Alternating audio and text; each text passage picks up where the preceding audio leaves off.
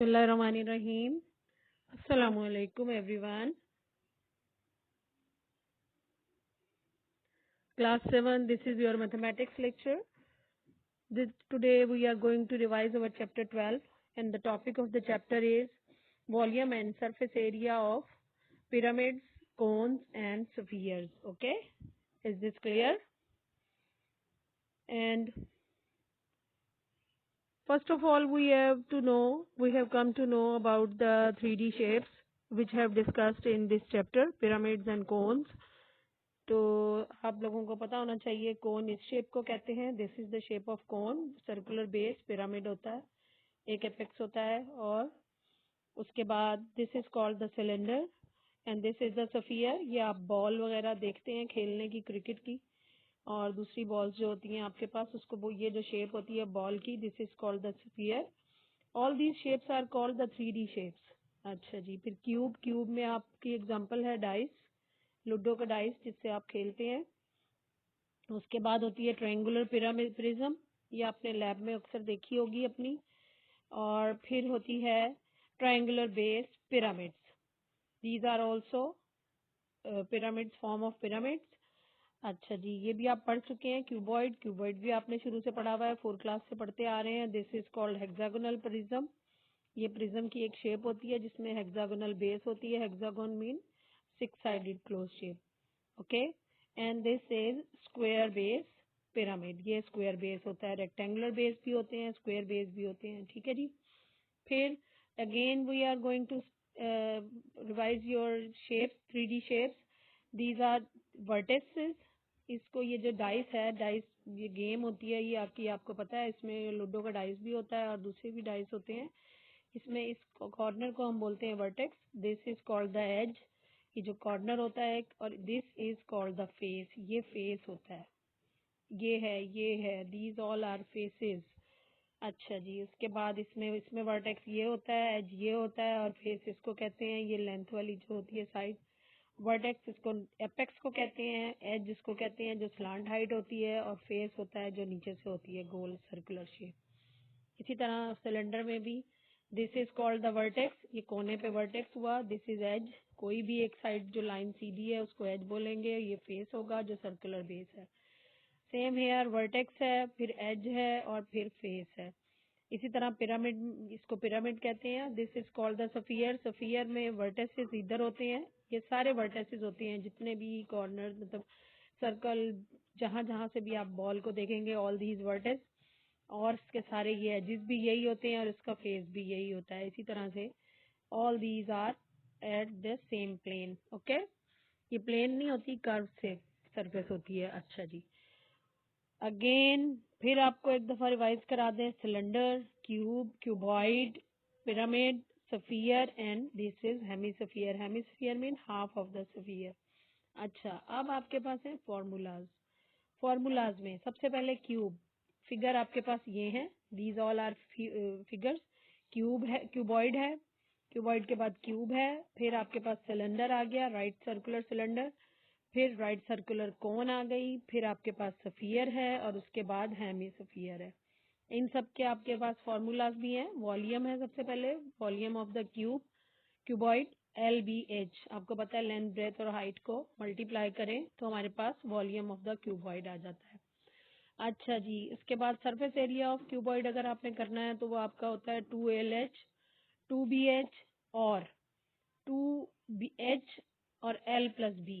कुछ भी आप L को भी बाहर ले सकते हैं, B को भी, और L+B जो है ये आपके पास 2H से 2 हाइट से मल्टीप्लाई होगा, तो इन दोनों की लेंथ को और ब्रेथ को आप ऐड कर देंगे, वो आपके पास हो जाएगा उसका surface area. Okay. This is all the called the surface area. 2LB plus 2BH और 2LH all are added, और 2 से मल्टीप्लाई कर दें LB, BH और HB को, तो आपके पास ये इसका सरफेस एरिया आ जाता है. ये भी आपने किया हुआ है. क्यूबॉइड का सरफेस एरिया भी आपने फाइंड किया हुआ है. 2 से मल्टीप्लाई करते हैं, सारी हर साइड जो है वो 2 टाइम आनी चाहिए इसमें ऐड करके. देखें जी, L को H से मल्टीप्लाई किया, B को H से किया, फिर L को B से कर दिया. ओके. अच्छा जी. उसके बाद क्यूब है. क्यूब का आपको पता है वॉल्यूम क्या होता है, ए क्यूब। कोई भी all three sides are multiplying with each other are called the a cube. अच्छा जी, उसके बाद इसका जो एरिया है, एरिया आप फाइंड करते हैं 4a² 4l² से, जिस तरह मर्जी कर लें आप। दूसरी is called the area of cube. अच्छा, फिर उसके बाद सिलेंडर। सिलेंडर में आपके पास जो एरिया है वो होता है πr²h ये, और जो आप वॉल्यूम होता है πr²h, और एरिया होता है 2πrh।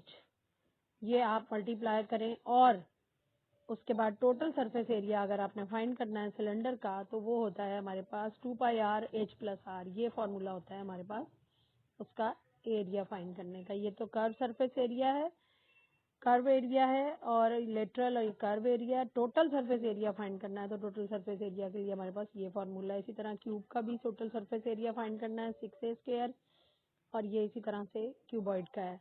अच्छा जी, उसके बाद कोन, राइट सर्कुलर कोन है, इसके लिए वॉल्यूम आपके पास 1/3πr²h है, और अगर आपने total surface area of cone find करना है तो वो फिर πrl+r होता है।